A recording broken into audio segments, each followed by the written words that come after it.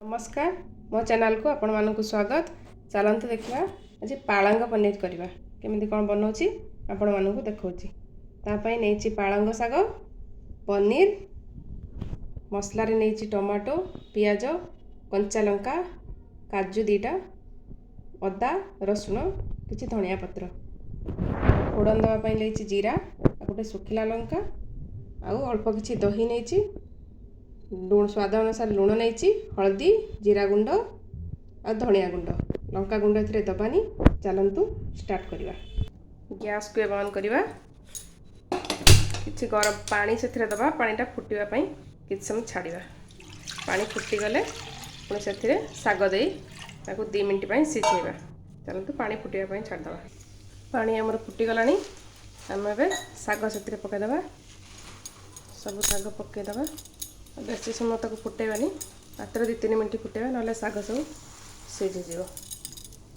आमर 2 मिनट हो गला आम सब शाग को एमती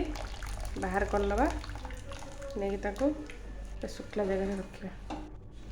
तापर ठंडा पानी रे बुड़े रखा तापर एमती बरफ पानी रे टिके बुड़े रखिए। बरफ पानी बुड़े रखिले सी आउ कलर आउ चेंज हेनी यदि पानी रे न बुड़े सेमती करेंगे बरफ पानी न बुड़े तो सेटा कला पड़ो जो बनइबा आम सेटा कला पड़ो एमती टिप कर रखीदे ता कलर पूरा ग्रीन आसो जमा सेटा कला पड़ोनी टे 1 मिनट बुड़े रखा तापर बाहर करनवा एमती पानी टे बुड़े रखीदेला देखो पूरा ठंडा हो गला एमती टे चुपुड़ी नवा नहीं तो बेंडिंग जार देदेबा बेंडिंग जार पूरा देदेबा सब अब कलर जमा चेंज हेनी से गोटे कंचा लंका देदेबा आ किछि धनिया पत्र देदेले आउ 3टा काजू देछि ताको ग्राइंडिंग करिए मैं नहीं आसीबा। चलते ग्राइंडिंग करनवा देखो शागटी बर्तमान मुझे ग्राइंडिंग कर नहीं आसली ता कलर देखो पूरा ग्रीन अच्छी जमा कला पड़नी आ पनीर भी काटी नहीं ये स्टीम वाला पनीर जदि आपण से बिना स्टीम वाला नेबे ताले हल्का फ्राए करेंगे जेहेतु मोर स्टीम से लगी मैं फ्राए करी सेमती डायरेक्ट पकई। चलतु प्रोसेस स्टार्ट करवा। तेल आमर ये गरम हो गला आम ए गोटे चामच जीरा ता देहरे देदेबा जीरा आमर फुटीगला आम काटी रखा गोटे पियाज काट देदेबा पियाज काटिक भाजी हो गले अदा रसुण बटा पकेबानी अदा रसुण छेचिक रखिए तार पकेबा शुखला लंकाटा दबा भूली जाइए शुखला लंका पकेदवा पियाज आमर हो गला आम ए अदा रसुण पकेदवा टे कषा कषी टमाटो देवा मसलाटा बाटिकी देले अदा रसुणटा तो टेस्टा भल आसबनी से आम छेचिकी नहीं गले अदा रसुणटा आमर हो गला आम ए टमाटो देदेबा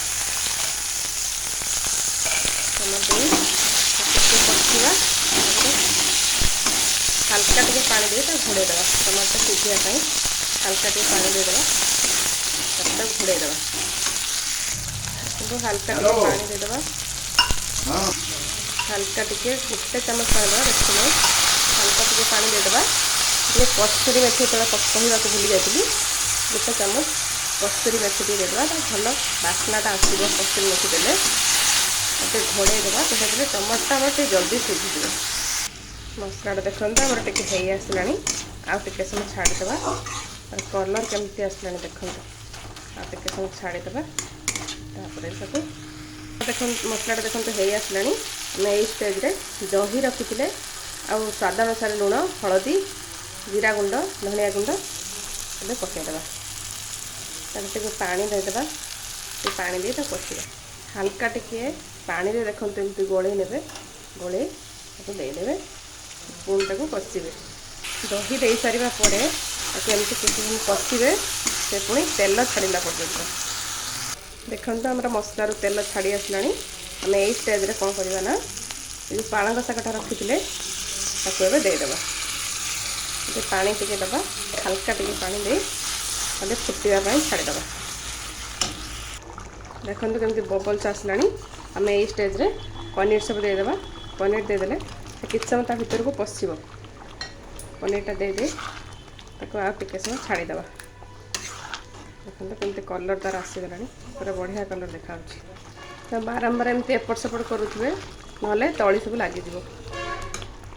ଦେଖନ୍ତୁ ଆମର ଏବେ ରେଡ଼ି ହେଇଗଲା। ଏମିତି ବବଲ୍ସ ଯେତେବେଳେ ଆସିବ ଜାଣିବେ ହେଇଗଲା। ଏଇ ଷ୍ଟେଜ୍ରେ ଆମେ ଗରମ ମସଲା ପକାଇଦେବା। ଗରମ ମସଲା ପକାଇଦେବା, ତାକୁ ଟିକେ ଏପଟ ସେପଟ କରିଦେବା, ତାପରେ ରେଡ଼ି ହେଇଗଲା ଆମର। ଦେଖନ୍ତୁ ଆମେ ପୁରା ରେଡ଼ି ହେଇଗଲା ପାଳଙ୍ଗ ପନିର। ଏମିତି ବନେଇ ଖାଆନ୍ତୁ, ବହୁତ ବଢ଼ିଆ ଲାଗିବ। ରହିଲି, ନମସ୍କାର।